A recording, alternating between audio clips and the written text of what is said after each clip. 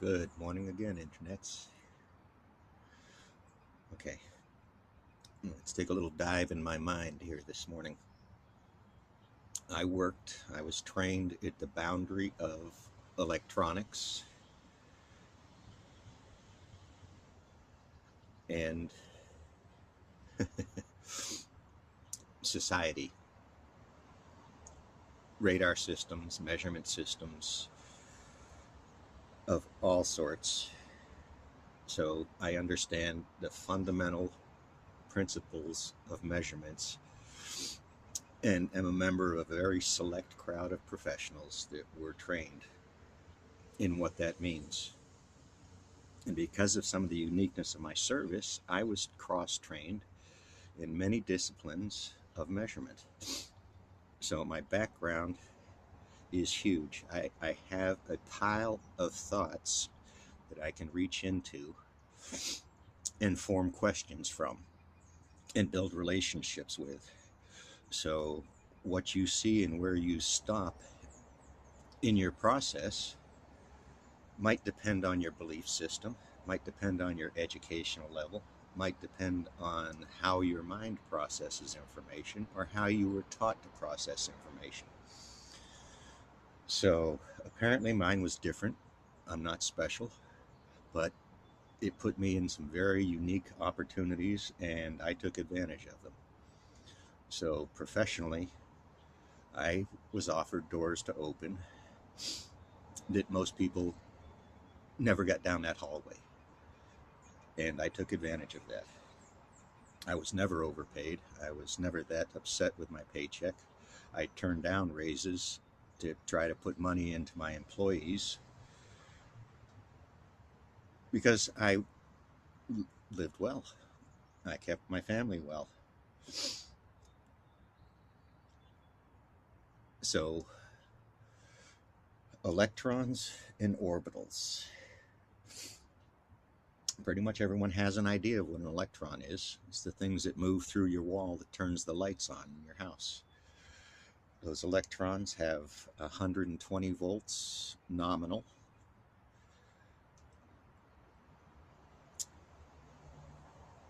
Or expected, and they have a frequency of 60 hertz. So if the power company delivers 58 hertz to me and 118 volts, is it broke? No. And if you want to go into the questions that you could raise from that, why does that matter? Well, it's power. P equals I squared R stuff.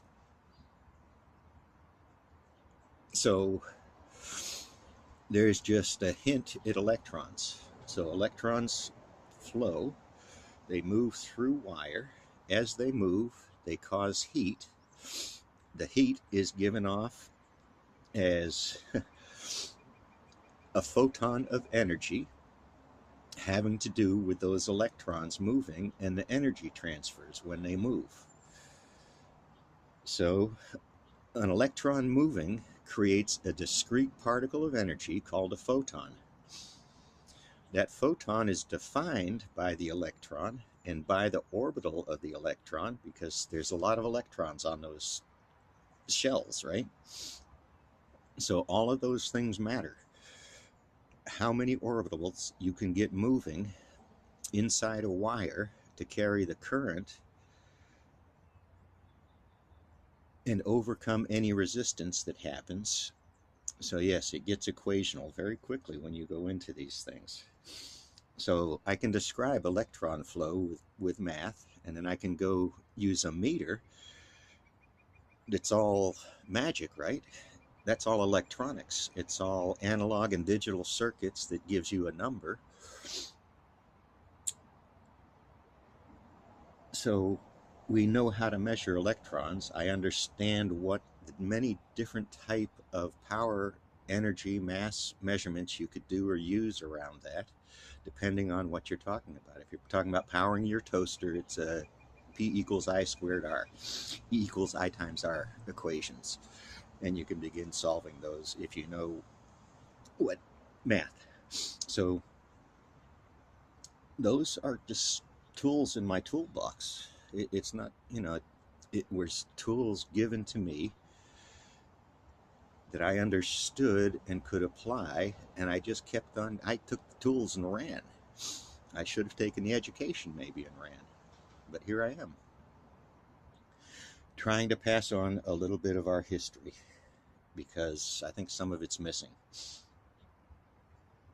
And as you can tell from this, I began, and I'm going to try to stick on electron orbitals. The orbital is defined by the atom and the molecule that those atoms are attached to. Remember, atoms don't typically like being alone. For any reason, they will give up energy or transfer energy to join with other atoms to create molecules. When the molecules are created, the orbitals get changed, and now the electron flow changes. It's true of molecular structures, it's true of crystalline structures, it's true of matter itself. Even if you take that electron and the atom apart, now you're into particle physics.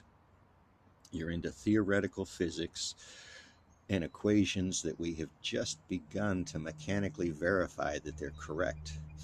So when we verify the equations work, we begin tuning those equations. And these are decades of very fine parameter tuning. These are multiple parameters. Remember, PV equals nRT, E equals mc squared. You're starting to apply these things, the full equations, instead of PV equals T, because the NR are coefficients that you have to apply to non-static systems. And there's no such thing as a closed system. Absolute zero is a theoretical concept that we're striving to understand. We know zero exists. What the hell is zero? So this is where these conversations go very quickly. So back to electrons and photons. Okay, electrons flow. They have quirky principles in that they can move along a path, right? They're going to follow a wire.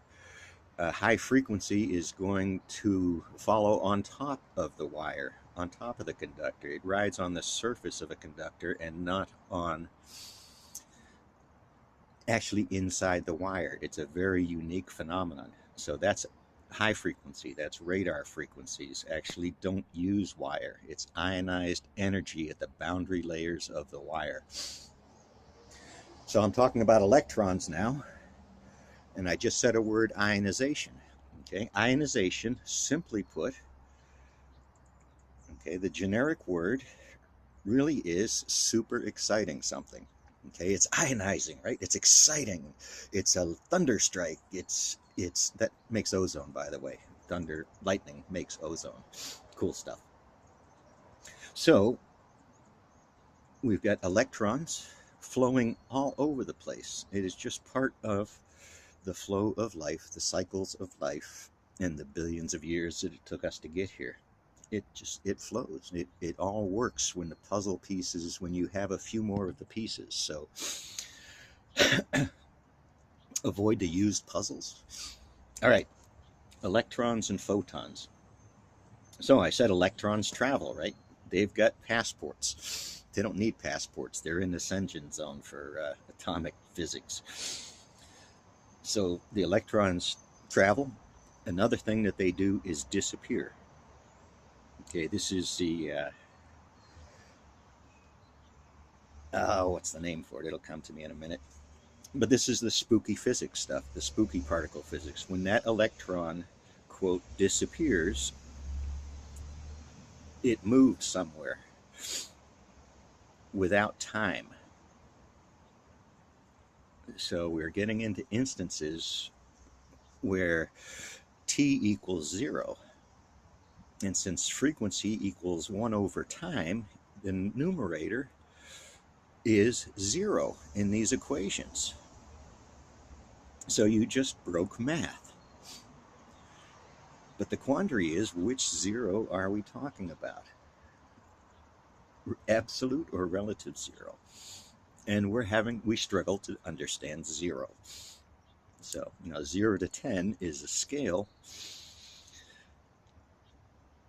Minus 500 to plus 500 is a scale. But without the numerator and denominator, it's meaningless. This is something common that folks do. They lose the numerator and the denominator in a conversation because it's complex. It's way cool. It's way interesting. When you go dig those things back out and put the rest of the pieces together, you understand where young earth preachers abuse minds. They put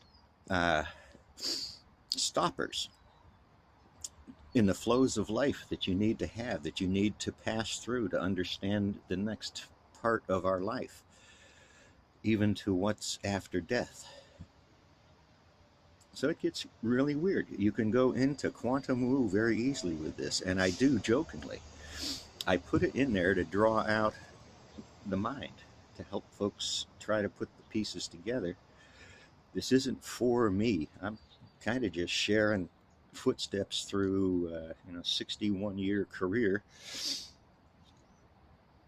No, that's not true. 45, 50-year career, because I've worked since I was 12, probably. Done something. Always something. If it was there, I'd take it apart, paint it, put it back together. So electrons and photons. All right. So electrons travel and move. Electrons have a very specific orbital. You can compare them to the sun and the planets going around, but you can't, because we don't disappear all of a sudden and come back. We don't lose time. We don't change orbitals. If we do change orbitals, it is at such a slow pace that, number one, it would be a blink of time in cosmic time. It would be generations and generations and generations in our time. Or it could be a catastrophic event that maybe took 1,000,000 years to float and settle and resolve in Earth's time, and let the next set of species recover from the past set of species. So, wow. Electrons and photons. So, an electron goes and does its own thing. Basically, when it comes back home and it comes to rest in its valence shell that it's going to be comfortable in, right? It got all happy and said, oh, I'm in shell number 7. I was in 8. When it did that, it had a little bit of spittle, it was a photon. And every time that electron goes from a higher orbital to a lower orbital, we get a photon out. A photon is a discrete particle that acts as a wave. Electrons are discrete particles that act as a wave. The electron bursts the photon, but at that point, we have no known association of the photon and the electron. They're discrete particles with their own specific characteristics. The electron goes on in a lower energy state, and the photon goes on. Now, something comes along, a differential voltage or a random neutron strike, an electron gets moved, and something has to make up for it. So orbitals flip, and this is happening at the speed of light, making light. So discrete particle measurements, discrete properties, and yet they are so interrelated. From one, you can stochastically identify the other. If I see a photon, I know an electron collapsed somewhere. If I see an electron, I know that an element or isotope somewhere got excited